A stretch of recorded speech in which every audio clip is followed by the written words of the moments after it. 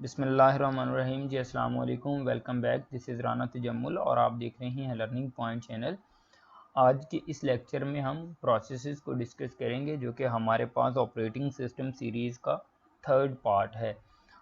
इसमें इंशाल्लाह हम प्रोसेसेस को डिटेल में देखेंगे और जितने भी बाकी कॉन्सेप्ट हैं उनको भी डिटेल में देखेंगे विदाउट टाइम को वेस्ट किए। Let's start. और ये हमारे पास थर्ड चैप्टर है जैसे कि मैंने आपको बताया, और थर्ड चैप्टर में ये जितने भी कॉन्सेप्ट हैं हम कवर करेंगे। मैं इसकी डिटेल में नहीं जाना चाह रहा, मैं डायरेक्ट स्टार्ट करना चाह रहा हूँ। सबसे पहले हमने प्रोसेस के कॉन्सेप्ट को देखना है। जैसा कि हमने प्रोसेसेस को डिटेल में डिस्कस कर लिया था, जिसमें हमने प्रोग्राम और प्रोसेस के दरमियान हमने क्या किया था, डिफरेंस भी किया था। ठीक है, तो आई होप आपको बैच सिस्टम का भी आइडिया होगा, टाइम शेयरिंग सिस्टम का भी आपको आइडिया होगा, क्योंकि हमने बैच सिस्टम को भी देख लिया था, टाइम शेयरिंग सिस्टम को भी हमने देख लिया था, जिसमें हमारे पास जो है वो डिफरेंट प्रोसेसेस के दरमियान टाइम शेयर हो रहा था। ठीक है, उसके बाद हम अब प्रोसेस की तरफ मूव कर रहे हैं। स्पेसिफिकली ये जो हमारा लेक्चर है ये प्रोसेस के रिलेटेड है, प्रोसेस की डिफरेंट स्टेट, पीसीबी और इस तरह के हम कॉन्सेप्ट्स को डिस्कस करेंगे। डिफरेंट क्यूज़ और डिफरेंट स्केजुलर, जिसमें शॉर्ट टर्म, लॉन्ग टर्म और मीडियम टर्म स्केजुलर है, इसको हम डिस्कस करने जा रहे हैं। सो हम सबसे पहले प्रोसेस को देखते हैं।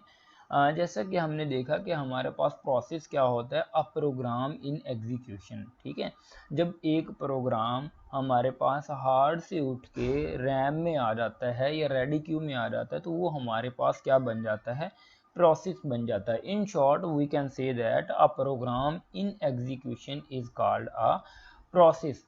ठीक है, तो process execution must progress in sequential fashion. आपको पता है जो डिफरेंट प्रोसेसेस होते हैं वो सिक्वेंशियल फैशन में क्या कर रहे होते हैं, एग्जीक्यूट कर रहे होते हैं। और आपको ये भी आइडिया है कि हमारे पास एक प्रोसेस में टेक्स्ट सेक्शन होता है, पीसी होता है, स्टैक होता है, डेटा सेक्शन होता है और हमारे पास हीप होता है। ठीक है, जो कि डेटा स्ट्रक्चर है एक। अब हम अगेन प्रोग्राम और प्रोसेस को डिफ्रेंशिएट करेंगे, जो कि प्रोग्राम हमारे पास जैसा कि हमने देखा था पैसिव एंटिटी है और प्रोसेस हमारे पास एक्टिव एंटिटी है। एक्टिव का मतलब है कि इन प्रोसेस है। ठीक है, जो प्रोसेस है वो इन एग्जीक्यूशन है, तो उसको एक्टिव एंटिटी कहेंगे, क्योंकि प्रोग्राम एग्जीक्यूशन में नहीं होता, देयरफॉर इसको हम क्या कहते हैं, पैसिव एंटिटी कहते हैं। जाहिर सी बात है, अगर प्रोग्राम एक एग्जीक्यूशन में आ जाएगा वो तो प्रोसेस बन जाएगा ना।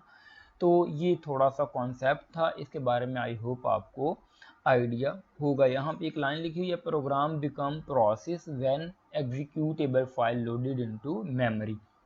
जैसे कि मैंने बताया कि प्रोग्राम जब मेमोरी में लोड हो जाता है, एग्जीक्यूटेबल फाइल बन जाती है, तो वो हमारे पास प्रोसेस बन जाता है। ठीक है, तो ठीक है, ये इतना कॉन्सेप्ट काफ़ी था जो कि प्रोसेस एंड प्रोग्राम की रिलेटेड था, जिसमें हमने प्रोसेस को देख लिया स्पेसिफिकली कि हमारे पास प्रोसेस इन एग्जीक्यूशन होता है। Now the question is that कि हमारे पास जो प्रोसेस होता है ये कौन कौन से स्टेप से गुजर के जाता है जब ये एक एग्जीक्यूशन की तरफ मूव करता है या हमारे पास एग्जीक्यूट होता है। तो हम डिफरेंट स्टेट देखेंगे एक प्रोसेस की, कि हमारे पास एक प्रोसेस की कौन कौन सी स्टेट्स होती हैं और कब ये स्टेट अकर होती हैं, कैसे ये वर्क करती हैं, इनको डिटेल में देखेंगे इंशाल्लाह हम। तो हमारे पास एक प्रोसेस की 5 स्टेट होते हैं। सबसे पहली जो बात है आपने याद रखनी कि एक प्रोसेस की 5 स्टेट होते हैं, 5 स्टेट होते हैं, जिसमें हमारे पास न्यू स्टेट है, रनिंग स्टेट है, वेटिंग स्टेट है, रेडी स्टेट है और टर्मिनेटेड है। अब क्वेश्चन ये है कि हमारे पास एक प्रोसेस न्यू स्टेट में कब होता है, रनिंग में कब होता है, एक प्रोसेस वेटिंग स्टेट में कब होता है, रेडी में और टर्मिनेटेड। ये सारी हम वन बाय वन डिटेल में डायग्राम के जरिए भी समझेंगे। इसमें डिफरेंट जो हमारे पास ये पूरा लेक्चर बेसिकली इन्हीं स्टेट्स पे बेस करेगा। ठीक है, जिसको आपने माइंड में बिठाने। सबसे पहले हमारे पास जब एक प्रोसेस क्रिएट होता है तो वो कौन सी स्टेट में होता है, वो न्यू स्टेट में होता है। ठीक है, the process is being created. ठीक है, जब हम एक प्रोसेस को क्रिएट कर रहे होते हैं या क्रिएट होता है तो उसको क्या कहते हैं हम, कौन सी स्टेट में है वो, हमारे पास न्यू स्टेट में है। अच्छा, उसके बाद जब प्रोसेस हमारा न्यू स्टेट में होता है, अच्छा रनिंग स्टेट कौन सी होती है? रनिंग स्टेट जब वो एग्जीक्यूट हो रहा होता है, जैसे कि रन हो रहा होता है ना एक प्रोसेस, सीपीयू उसको एग्जीक्यूट कर रहा होता है तो वो रनिंग स्टेट में होता है। एक प्रोसेस जब सीपीयू के पास चला जाता है, सीपीयू उसको एग्जीक्यूट कर रहा होता है तो वो कौन सी स्टेट में होता है? रनिंग स्टेट में होता है। अच्छा, एक वेटिंग स्टेट भी होती है। वेटिंग स्टेट हमारे पास वो स्टेट होती है जब प्रोसेस बैठ के वेट कर रहा होता है, क्योंकि एक प्रोसेस हमारे पास ऑलरेडी एग्जीक्यूट हो रहा होता है। तो ये हो सकता है हमारे पास जो आयो वेटिंग भी हो सकती है, हमारे पास रेडी क्यू में भी बैठा हमारे पास एक प्रोसेस वेट कर रहा हो सकता है सीपीयू का कि कब वो फ्री हो और अब खुद को वो इंटरटेन करवाए सीपीयू से। तो यहाँ पे लिखा हुआ है the process is waiting for some event to occur, मतलब कि कोई इवेंट अकर हो, मीन्स दैट कोई इंटरप्ट अकर हो, जो प्रोसेस ऑलरेडी रन हो रहा है वो टर्मिनेट हो या वो आयो को परफॉर्म करने जाए या उसका टाइम स्लाइस ख़त्म हो, तो जो प्रोसेस वेट कर रहा है उसकी टर्न आ जाए। ठीक है, रेडी क्यू वो क्यू होती है जब हमारे पास एक प्रोसेस रैम में आ जाता है। ठीक है, जब रैम में होता है तो उसमें हमारे पास रैम में एक रेडी क्यू बन रही होती है, जहाँ पे हमारे पास इसका मतलब है कि हमारे पास जो प्रोसेसेस हैं वो क्या हैं, वो रेडी क्यू में पड़े हुए हैं, वो रेडी हैं एग्जीक्यूट होने के लिए। ठीक है, the process is waiting to be assign to a processor, मतलब कि प्रोसेसर के पास जाने के लिए, सीपीयू के पास जाने के लिए हमारे प्रोसेस रेडी होते हैं। ये कहाँ पे आगे रेडी क्यू बनती है हमारे पास? ये हमारे पास रैम में बन रही होती है। टर्मिनेटेड मतलब कि एक प्रोसेस अपनी एग्जीक्यूशन को अगर फिनिश कर लेता है तो डेफिनेटली वो टर्मिनेट हो जाता है, मीन्स दैट सीपीयू से वो बाहर चला जाता है, अपनी एग्जीक्यूशन को एंड कर देता है। अब हमारे पास जो रेडी क्यू है ये कहाँ पे बन रही होती है, ये आपने याद रखना है, ये हमारे पास रैम में बन रही होती है।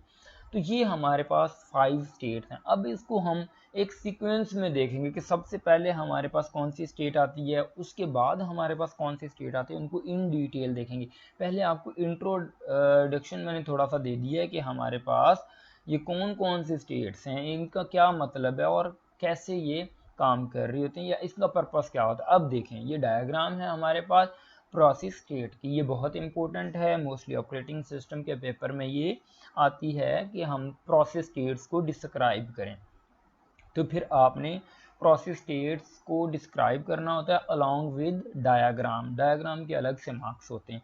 तो सबसे पहले जैसे कि मैंने बताया, एक प्रोसेस कौन सी स्टेट में होता है? न्यू स्टेट में होता है। आपने यहाँ से स्टार्ट करना है। अच्छा जी, सबसे पहले हमारे पास प्रोसेस एक न्यू स्टेट में आ गया। न्यू से वो कहाँ पे जाएगा? आपको पता है, वो रेडी क्यू में जाएगा। ठीक है, रेडी क्यू कहाँ पे बनी होती है? रैम में, मतलब कि वो प्रोसेस रैम में लोड होगा, रेडी क्यू में जाएगा। ठीक है, अब रेडी क्यू में चला गया वो प्रोसेस, अब वो वहाँ पे रेडी क्यू में वेट करेगा। किस चीज़ का वेट करेगा? कि उसको कब सीपीयू असाइन किया जाएगा, मीन्स दैट कब वो रनिंग स्टेट में आएगा, कब उससे प्रोसेसर को असाइन किया जाएगा। जब एक प्रोसेस रेडी क्यू में आ जाता है तो उसके बाद उसको रनिंग स्टेट में भेजा जाता है, यानी कि सीपीयू को भेजा जाता है। अब सीपीयू हमारे पास जब एक प्रोसेस को एग्जीक्यूट कर रहा होता है तो अब हमारे पास डेफिनेटली जो प्रोसेस एग्जीक्यूट हो रहा है वो a specific amount of time he execute होगा। हमारे पास दो तरह के बेसिकली प्रोसेस होते हैं, एक प्री एम्प्टिव होते हैं और एक नॉन प्री एम्प्टिव होते हैं। इनको डिटेल में बाद में डिस्कस करेंगे। अच्छा, हमारे पास प्रोसेस रनिंग स्टेट में जब होता है, एक रेडी से वो रनिंग में आ जाता है, मीन्स दैट सीपीयू के पास आ जाता है, तो यहाँ पे 3 पॉसिबिलिटी हमारे पास होती हैं। एक तो पॉसिबिलिटी ये है कि जो अमाउंट ऑफ टाइम था उसमें हमारा जो प्रोसेस है वो रन होने के बाद वो कंप्लीट हो जाए, कंप्लीट होने के बाद वो क्या कर जाएगा? टर्मिनेट कर जाएगा, मींस दैट वो एग्जिट कर जाएगा। एक पॉसिबिलिटी ये है कि वो टर्मिनेट हो जाएगा। एक पॉसिबिलिटी ये है कि हमारे पास कोई इंटरप्ट अकर हुआ और हाई प्रायोरिटी आ गई, देन हमारे पास हम क्या करेंगे, जो हमारे पास प्रोसेस रनिंग में होगा उस प्रोसेस को हम कहाँ पे लेके जाएंगे। अगर कोई इंटरप्ट अकर हो जाता है और हाई प्रायोरिटी आ जाती है तो हम उसको दोबारा बैक रेडी स्टेट में ले जाएंगे कि भाई आप वेट करो, आपसे ज़्यादा प्रायोरिटी वाला एक प्रोसेस आ गया है, आप रेडी क्यू में वेट करो। हम फिर उस प्रोसेस को क्या करेंगे, इंटरटेन करेंगे। बेसिकली यहाँ पे आपने एक वर्ड लिखा है स्केजुलर डिस्पैच देखा है, सॉरी आपने यहाँ पे एक वर्ड लिखा हुआ देखा है डिस्पैच, हमारे पास स्केजुलर डिस्पैच, ठीक है। स्केजुलर डिस्पैच का क्या काम होता है कि एक प्रोसेस को उठा के सीपीयू अलॉट करना और जो प्रोसेस रनिंग में है उसको उठा के रेडी क्यू में लेके आना। मीन्स दैट स्केजुलर डिस्पैच में एक्चुअली ये सारी स्टेट को सेव कर रहा होता है एक प्रोसेस जो हमारे पास रनिंग स्टेट से रेडी में दोबारा आता है, क्योंकि हमारे पास जो रेडी स्टेट से रनिंग स्टेट से रेडी स्टेट में प्रोसेस आता है तो जाहिर है हमने अगर दोबारा उसको रनिंग स्टेट में लेके आना है, जिस प्रोसेस को हम रेडी स्टेट में लेके गए हैं तो उसकी जिस स्टेट पे वो हमने ब्रेक करवाया उसी स्टेट से हमने रिज्यूम करवाना है। सो हमारे पास डिस्पैच स्केजुलर डिस्पैच होता है जो कि उसकी स्टेट को सेव भी साथ में करता है, ठीक है। तो उस प्रोसेस को हम कहाँ पे ले जाएंगे, रेडी में, और जो हाई प्रायोरिटी होगा उसको रनिंग स्टेट में ले आएंगे। अब दो पॉसिबिलिटी हमने देख ली कि हमारे पास एक तो प्रोसेस एग्जीक्यूट होने के बाद तो टर्मिनेट हो जाए, उसका कंप्लीट हो जाए, एक है कि कोई हाई प्रायोरिटी इंटरप्ट आ जाए, हाई प्रायोरिटी प्रोसेस आ जाए, तो हमारे पास हम क्या करेंगे, उसको रेडी स्टेट में ले जाएंगे और जो न्यू प्रोसेस आएगा जिसकी प्रायोरिटी हाई होगी उसको असाइन कर देंगे। तीसरी जो स्टेट ये हो सकती है कि हो सकता है वो प्रोसेस जब एग्जीक्यूट हो रहा था तो उसको आईओ की ज़रूरत पड़ जाए, इनपुट आउटपुट की ज़रूरत पड़ जाए, तो वो कहाँ पे आ जाएगा, यहाँ पे वेटिंग स्टेट में आ जाएगा, वो आईओ क्यू में लग जाएगा। आईओ को एंटरटेन करने के बाद दोबारा रेडी क्यू में चला जाएगा, ठीक है। तो ये भी हो सकता है फिर जब उसकी टर्न आएगी तो दोबारा उसको रनिंग स्टेट में भेज दिया जाएगा और जब वो कंप्लीट कर लेगा तो वो टर्मिनेट हो जाएगा। अब मैं फ्लो में सारी चीज़ें आपको बताता हूँ। सबसे पहले हमारा प्रोसेस न्यू क्रिएट होता है, वो रेडी स्टेट में आ जाता है, रेडी से रनिंग में चला जाता है, रनिंग स्टेट में अगर वो अपनी कंप्लीट कर लेता है एग्जीक्यूशन तो टर्मिनेट हो जाता है, ठीक है। अगर कोई हाई प्रायोरिटी इंटरप्ट अगर हो गया, अगर वो रनिंग में ही है तो उसको रेडी स्टेट में दोबारा वापस लेके जाया जाता है और उसकी स्टेट को सेव कर लिया जाता है और हाई जो प्रायोरिटी प्रोसेस होता है उसको सीपीयू को अलॉट कर लिया जाता है। और एक स्टेट ये है कि हो सकता है जब एक प्रोसेस रनिंग में हो उसको आईओ की ज़रूरत पड़े, अगर आईओ की ज़रूरत पड़ेगी तो उसको वेटिंग स्टेट में लेके आया जाता है जहाँ पे वो वेट करता है, ठीक है। जब उसकी जगह बनेगी रेडी स्टेट में तो उसको रेडी स्टेट में भेज दिया जाएगा या आईओ को वो जब कंप्लीट कर लेगा या आईओ इवेंट की कंप्लीशन कर लेगा। ये देखें यहाँ पे आईओ और इवेंट वेट, मतलब कि आईओ के लिए वो वेट कर रहा है, जब इंटरटेन कर लेगा आईओ को तो रेडी क्यू में दोबारा उसको भेज दिया जाएगा। आई होप आपको ये डायग्राम डिटेल में समझ आ गई है, ठीक है, जो कि हमारे पास प्रोसेस स्टेट डायग्राम है, ठीक है। तो ये स्टेट्स की भी समझ आ गई है और प्रोसेस स्टेट डायग्राम की भी समझ आ गई आपको, ठीक है। और हमारे पास स्केजुलर डिस्पैच का क्या काम होता है इसको हम और मज़ीद डिटेल में भी देखेंगे। फ़िलहाल आप इसको हज़म करें जितना हमने समझ लिया। इसको डायग्राम को आप मस्ट है कि 2 से 3 दफ़ा बना के देखेंगे एग्ज़ाम में जाने से पहले, ठीक है, एग्ज़ामिनेशन हॉल में जाने से पहले, ताकि आपको वहाँ पे भूलें ना और स्टेट्स को अच्छे से क्रैम कर लेंगे आप, ठीक है। तो नेक्स्ट मूव करते हैं हम प्रोसेस कंट्रोल ब्लॉक की तरफ, जो कि एक इम्पोर्टेंट, ये भी एक ऑपरेटिंग सिस्टम का कॉन्सेप्ट है, पीसीबी जिसको हम कहते हैं। अच्छा, प्रोसेस कंट्रोल ब्लॉक में हमारे पास बेसिकली जो प्रोसेस के रिलेटेड हमारे पास इंफॉर्मेशन होती है वो सारी की सारी कहाँ पे सेव होती है, वो पीसीबी में सेव होती है, ठीक है। The information associated to the process is saved into the PCB process control block, ठीक है। यहाँ पे प्रोसेस के रिलेटेड इंफॉर्मेशन कौन कौन सी हो सकती है। अब डिफरेंट काइंड की इंफॉर्मेशन है जो एक प्रोसेस के अंदर होती है या एक प्रोसेस रखता है। हमारे पास एक प्रोसेस में प्रोसेस की स्टेट, प्रोसेस का नंबर, प्रोग्राम काउंटर जिसको पीसी कहते हैं, register, memory limit, list of open file and हमारे पास accounting information, IO status, different kind की मेमोरी मैनेजमेंट, डिफरेंट काइंड की हमारे पास एक प्रोसेस के रिलेटेड इंफॉर्मेशन होती है। जो कि हर प्रोसेस की कहाँ पे सेव होती है, उसके पीसीबी में, जिसको प्रोसेस कंट्रोल ब्लॉक कहते हैं। अब हमारे पास प्रोसेस स्टेट जो स्टैक है, ये बेसिकली एक डेटा स्ट्रक्चर है, एक टेबल है, ठीक है, जिसमें प्रोसेस के रिलेटेड सारी इंफॉर्मेशन सेव होती है। अब प्रोसेस स्टेट में क्या आता है, हमारे पास प्रोसेस की स्टेट को हम देखते हैं कि बेसिकली प्रोसेस कौन सी स्टेट में डिफरेंट, हमने अभी भी स्टेट देखी है ना, कि हो सकता है प्रोसेस न्यू स्टेट में हो, रेडी में हो, रनिंग में हो, वेटिंग में हो। तो जिस भी स्टेट में एक प्रोसेस होगा यहाँ पे लिखा हुआ होगा प्रोसेस स्टेट में, ठीक है, यहाँ पे भी लिखी हुई है इसकी डिटेल कि हमारे पास प्रोसेस स्टेट में उसकी रनिंग, वेटिंग या कौन सी स्टेट में ये लिखा जाता है। प्रोग्राम काउंटर में क्या लिखा जाता है, हमारे पास location of the instruction to next execute. उसके बाद CPU रजिस्टर आता है, जिसमें हमारे पास कंटेंट्स होते हैं ऑफ ऑल प्रोसेसेस, ठीक है। तो रजिस्टर में इंफॉर्मेशन होती है, उसके बाद CPU स्केजुलिंग की इंफॉर्मेशन होती है कि कौन सा स्केजुलर यूज़ प्रायोरिटी है, डिफरेंट हमारे पास स्केजुलिंग इंफॉर्मेशन होती है या स्केजुलिंग एल्गोरिदम होते हैं जिसके बारे में इंफॉर्मेशन होती है। मेमोरी मैनेजमेंट इंफॉर्मेशन होती है कि हमारे पास इस प्रोसेस को मेमोरी में जगह कहाँ पे दी गई है, इसका मतलब कि कौन सी लिमिट है इसकी, कहाँ से ये प्रोसेस की जो बाउंड्री स्टार्ट हो रही है, कहाँ पे ख़त्म हो रही है, जिसको आप बेस रजिस्टर और लिमिट रजिस्टर से जानते हैं कि वो यूज़ होते हैं बेसिकली इसकी बाउंड्री को वो करने के लिए, ताकि ये एक्सीड ना करे अपनी बाउंड्री से और प्रॉब्लम क्रिएट ना हो। फिर हमारे पास अकाउंटिंग इंफॉर्मेशन होती है, CPU यूज के कितने नंबर ऑफ, कितना यूज़ हो गया, कितना बाकी है, और कितने नंबर टाइम स्लाइसेस को कितना दिया गया है एक प्रोसेस को। IO स्टेटस इंफॉर्मेशन होती है। ये सारी की सारी इंफॉर्मेशन एक प्रोसेस के रिलेटेड होती है जो कि PCB में सेव होती है। आई होप आइडिया आपको क्लियर होगा। ठीक है जी, इसको हम टास्क कंट्रोल ब्लॉक भी कहते हैं, ये चीज़ भी आपने याद रखना। अगर क्वेश्चन ये आता है कि हमारे पास टास्क कंट्रोल ब्लॉक कौन सा होता है, तो आपने PCB ही लिखना है। प्रोसेस कंट्रोल ब्लॉक और टास्क कंट्रोल ब्लॉक एक ही चीज़ है। उसके बाद हमारे पास एक और इम्पोर्टेंट फैक्टर है जो कि प्रोसेस के रिलेटेड ही है, क्योंकि हमारे पास डिफरेंट प्रोसेस हैं। जैसे कि मैंने कहा कि एक प्रोसेस अगर हाई प्रायोरिटी आ जाता है तो लो प्रायोरिटी को हम रेडी क्यू में रख देते हैं और हाई प्रायोरिटी प्रोसेस को CPU को असाइन कर देते हैं। मतलब कि हमारे पास वहाँ पे स्विचिंग परफॉर्म हो रही होती है एक प्रोसेस से दूसरे प्रोसेस में, जिसको आप कॉन्टेक्स्ट स्विचिंग का नेम भी देते हैं, ठीक है। तो अब यहाँ पे एक डायग्राम है जिसके ज़रिए समझाया गया है कि दो हमारे पास प्रोसेस हैं, उनके दरमियान अगर कॉन्टेक्स्ट स्विचिंग होगी तो कैसे होगी, ठीक है।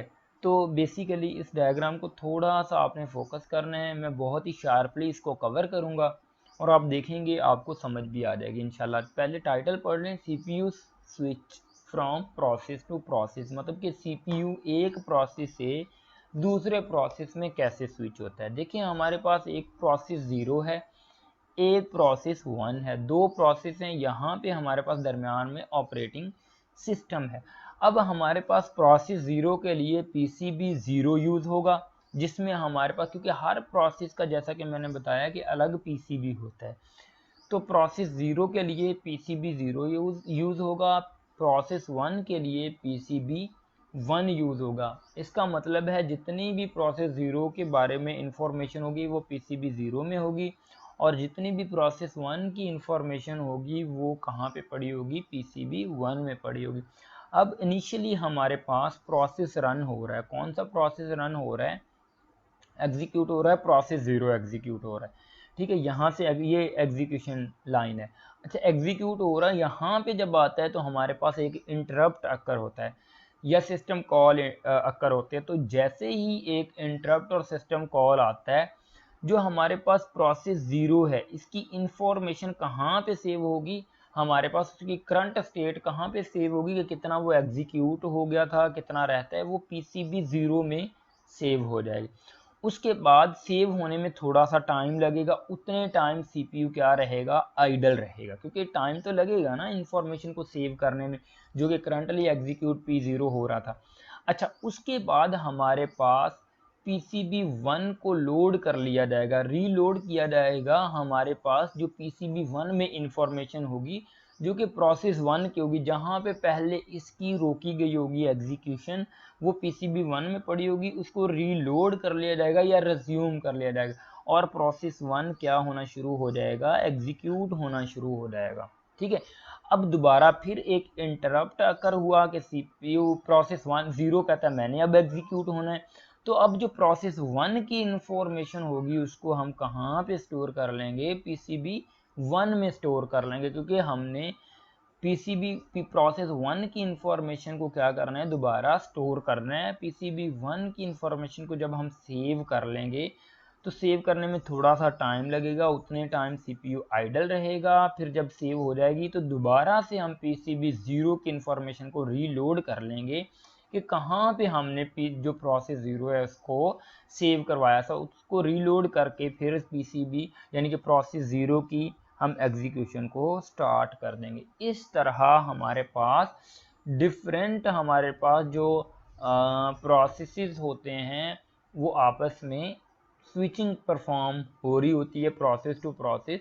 CPU इस तरह स्विचिंग परफॉर्म करता है एक प्रोसेस से दूसरे प्रोसेस में। ठीक है, ये हमने CPU कैसे स्विच करता है एक प्रोसेस से दूसरे प्रोसेस में। अब क्वेश्चन ये है कि जो ये इंफॉर्मेशन को सेव करवा रहा है ये कौन करवा रहा है, ये हमारे पास स्केड्यूलर डिस्पैच है जो कि हमारे पास प्रोसेस की इंफॉर्मेशन को सेव करवा रहा है PCB में। जैसा कि हमने इस डायग्राम में देखा था, मैंने आपको थोड़ा सा इधर बताया था कि स्केड्यूलर डिस्पैच हमारे पास जो प्रोसेस हमारे पास रोकता है यहाँ पे CPU से, उसको रेडी क्यू में लेके जाता है तो उसकी इंफॉर्मेशन को सेव कर रहा होता है PCB में। तो ये हमारे पास स्केड्यूलर डिस्पैच होता है और रिज्यूम भी यही कर रहा होता है। ठीक है, और असाइन कर रहा होता है CPU को एक प्रोसेस को। ठीक है, एक प्रोसेस को एलोकेट कर रहा होता है CPU को, जो स्केड्यूलर डिस्पैच होता है। आई होप आइडिया क्लियर होगा और ये डायग्राम आपको वेल से समझ आ गई होगी। अगर नहीं समझ आई, एक या दो दफ़ा आप वीडियो को बैक करें और इसको अगेन एंड अगेन देखिए, इंशाल्लाह आपको समझ आ जाएगा। बहुत ईजी कॉन्सेप्ट है। अच्छा, उसके बाद हम थ्रेड की बात करते हैं। थ्रेड हमारे पास क्या होता है, so for process has a single thread of execution. अगर एक प्रोसेस की बात करें तो उसमें मल्टीपल थ्रेड हो सकते हैं, क्योंकि हमारे पास ऊप में आपने प्रोग्रामिंग में थ्रेडिंग की होगी जिसमें मल्टी थ्रेडिंग हमारे पास होती है, जिसको हम खुद ही जो प्रोग्रामर है वो थ्रेड्स बना रहा होता है एक प्रोसेस में। ठीक है, तो वो जो हमारे पास लैंग्वेज थ्रेडिंग को सपोर्ट करती है उसी में डेफिनेटली हम मल्टीपल थ्रेड्स बना सकते हैं। ठीक है, जिसको मल्टी थ्रेडिंग कहते हैं। हम डिपेंडेंट और इंडिपेंडेंट प्रोसेस को देखते हुए थ्रेडिंग कर रहे होते हैं। एक प्रोसेस को मल्टीपल सब प्रोग्राम में डिवाइड करने को बेसिकली हम थ्रेडिंग कहते हैं। ठीक है, तो मल्टीपल थ्रेड्स हो सकते हैं। थ्रेड्स का आपको कॉन्सेप्ट है, इसको डिटेल में मैं नहीं बताऊंगा क्योंकि पहले हमने देखा हुआ है। अच्छा, उसके बाद हमारे पास प्रोसेस स्केजलिंग होती है। बेसिकली प्रोसेस को स्केजल किया जाता है डेफिनेटली, क्योंकि हमारे पास एक जॉब पूल होता है, डिफरेंट जॉब्स होती हैं। अब हमारे पास डिफरेंट स्केजुलर यूज़ होते हैं जो कि हमारे पास एक प्रोसेस को पिक करते हैं और CPU को असाइन करते हैं। ठीक है, तो process scheduler select among available processes for next execution on CPU। अच्छा, हमारे पास मल्टीपल क्यूज होती हैं जिसको स्केजुलिंग क्यू कहते हैं। ये क्वेश्चन आ जाता है कि आप स्केजुलिंग क्यू को डिस्क्राइब करें। तो हमारे पास 3 तरह की क्यू हैं जो कि जब हम मल्टीपल प्रोसेस की स्टेट्स को देख रहे थे तो उनके दरमियान में बनती हैं। अब मैं बताऊंगा कि आपको जॉब क्यू कहाँ पे बनती है, रेडी क्यू के बारे में मैंने बार बार बताया था, डिवाइस क्यू कहाँ पे बनती है, ये सारा कुछ मैं आपको बताऊंगा कि ये तीनों क्यू हमारे पास कहाँ कहाँ पे बनती हैं। अगर हम जॉब क्यू की बात करें तो ये हमारे पास बेसिकली हार्ड डिस्क में बन रही होती है, जो कि जॉब पूल बन रहा होता है जहाँ पे मल्टीपल जॉब्स पड़ी हुई, सेट ऑफ ऑल प्रोसेसेस पड़े होते हैं इन अ सिस्टम। उसके बाद जो रेडी क्यू होती है ये रैम में होते हैं। जब इस जॉब क्यू से हमारे पास जॉब्स उठ के रैम में आ जाती हैं या लोड कर ली जाते हैं जॉब क्यू से रैम में, तो वो कहाँ पे आ जाती हैं, हमारे पास रेडी क्यू में आ जाती हैं। इसका मतलब रेडी क्यू रैम में होता है। ठीक है, रेडी क्यू कहाँ पे बनती है, रैम में बनती है, क्योंकि जो जॉब क्यू है ये हार्ड डिस्क में है, यहाँ से उठ के जॉब अगर रैम में आ रही है तो दैट मीन रेडी क्यू कहाँ पे है, रैम में। अच्छा, उसके बाद हमारे पास यहाँ पे लिखा भी हुआ है set of all processes residing in the main memory. ठीक है। Ready and waiting to execute, definitely वो रेडी होती हैं। डिवाइस क्यू कहाँ पे मान रहे थे? डिवाइस क्यू हमारे पास बेसिकली वो क्यू होती है जहाँ पे हमारे पास जब सीपीयू में एक प्रोसेस एग्जीक्यूट हो रहा होता है, उसको डिवाइस की ज़रूरत पड़ती है, इनपुट आउटपुट डिवाइस की।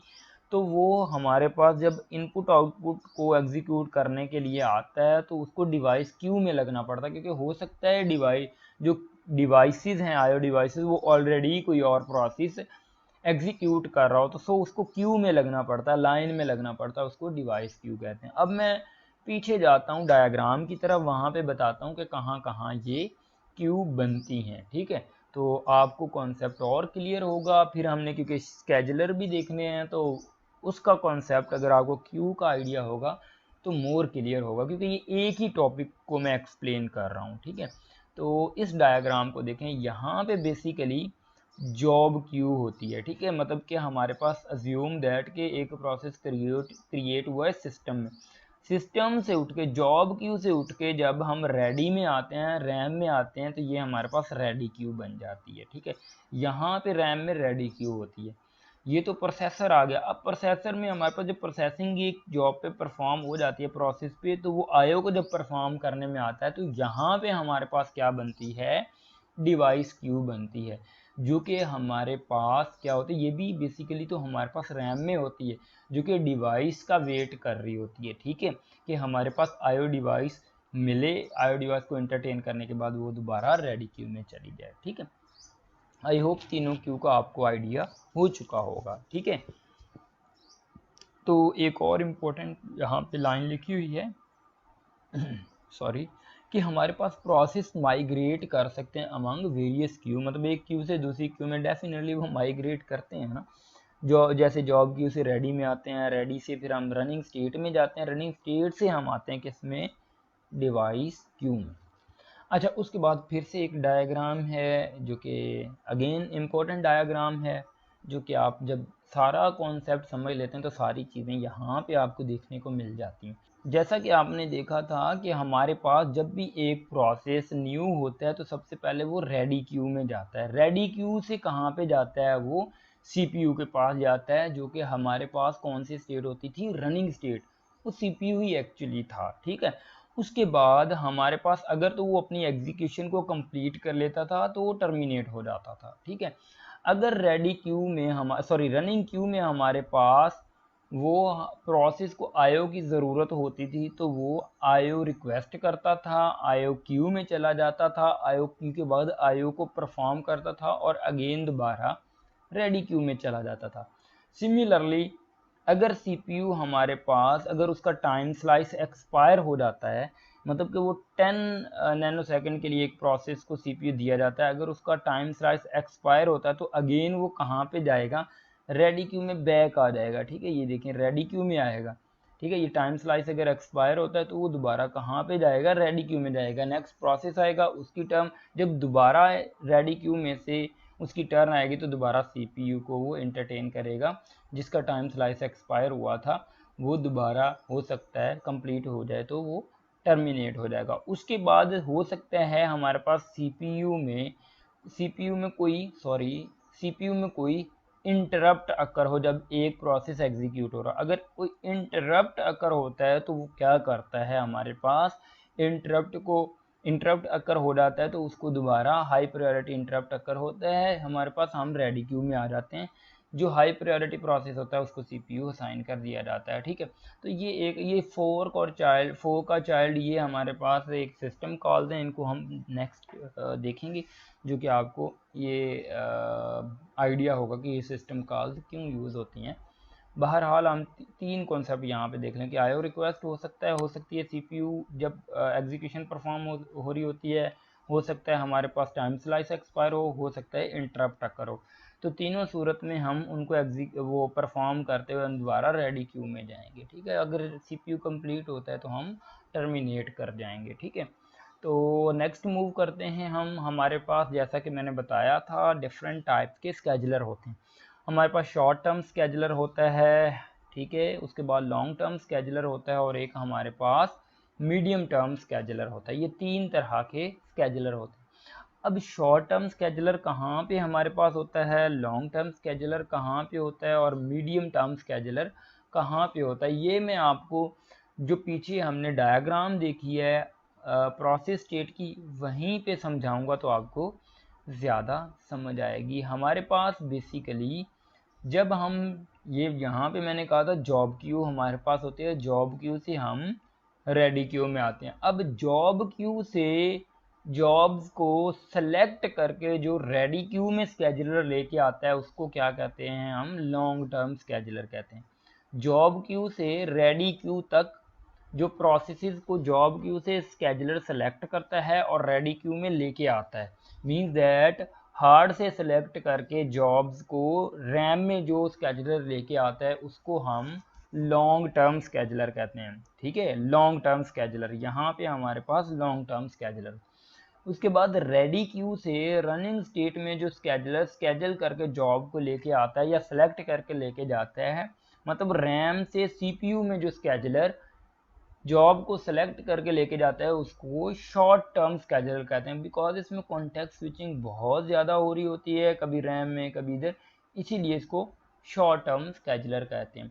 मीडियम टर्म स्केजुलर कहाँ पे आता है, जब हमारे पास आईओ के लिए प्रोसेस आता है और यहाँ पे जगह फिल हो जाती है तो उसको हम क्या कर देते हैं, सस्पेंड कर देते हैं। किसको, हम उस प्रोसेस को हार्ड में, ठीक है, जिसको स्वैप आउट कहते हैं। तो वहाँ पे हमारे पास मीडियम टर्म स्केजुलर होता है जो दोबारा जो सस्पेंड किए गए प्रोसेस रैम में हम हार्ड डिस्क में हम रख देते हैं उसको दोबारा वो रेडी स्टेट में लेके आता है, वो मीडियम टर्म स्केजुलर होता है। आई होप तीनों आपको स्केजुलर की समझ आ गई होगी कि मीडियम टर्म स्केजुलर कहाँ पे होता है, शॉर्ट टर्म स्केजुलर कहाँ पे होता है और लॉन्ग टर्म। शॉर्ट टर्म मैंने बताया जो कि सीपीयू स्केजुलर होता है, जो कि हमारे पास रैम से रेडी क्यू से, सॉरी रैम या रेडी क्यू से सीपीयू में हमारे पास प्रोसेसेस को स्विच करवाता है, वो शॉर्ट टर्म स्केजुलर होता है। लॉन्ग टर्म स्केजुलर जो हमारा जॉब पूल होता है या हार्ड डिस्क से लेके वो रैम में लेके आता है उसको हम लॉन्ग टर्म स्केजुलर कहते हैं। ये देखिए शॉर्ट टर्म स्केजुलर मिली सेकंड लेता है, लेकिन जो हमारे पास हार्ड से जो हमारे पास रैम में या जॉब को हमारे पास रेडी क्यू में लेके आएगा वो सेकंड और मिनट ले सकता है, इसलिए इसको लॉन्ग टर्म स्केजुलर कहते हैं। उसके बाद हम मीडियम टर्म स्केजुलर की बात करें तो जैसे कि मैंने बताया कि स्वैप आउट और स्वैप इन का कॉन्सेप्ट यूज़ होता है, जो कि हार्ड डिस्क में उसको एक दफ़ा रख दिया जाता है क्योंकि हमारे पास लिमिटेड रैम होती है। जब हमारे पास जगह नहीं बनती वेटिंग क्यू में तो वो हमारे पास स्वैप आउट कर दिया जाता है प्रोसेस को, कहाँ पे, हार्ड पे, फिर हार्ड से उसको स्वैप इन किया जाता है रेडी क्यू में या रैम में। ठीक है, तो ये तीनों कॉन्सेप्ट थे मीडियम टर्म स्केजुलर का, शॉर्ट टर्म और लॉन्ग टर्म स्केजुलर का। आईओ बाउंड प्रोसेस होते हैं, एक सीपीयू बाउंड प्रोसेस होते हैं। आईओ बाउंड जो ज़्यादा टाइम आईओ में स्पेंड करते हैं उसको आईओ बाउंड प्रोसेस कहते हैं, और सीपीयू बाउंड प्रोसेस वो प्रोसेस होते हैं जो ज़्यादा टाइम सीपीयू को बाउंड करके रखते हैं, सीपीयू के साथ ज़्यादा टाइम स्पेंड करते हैं, उसको सीपीयू बाउंड प्रोसेस कहते हैं। ये मोस्टली शॉर्ट क्वेश्चन आ जाता है कि आईओ बाउंड प्रोसेस कौन से होते हैं।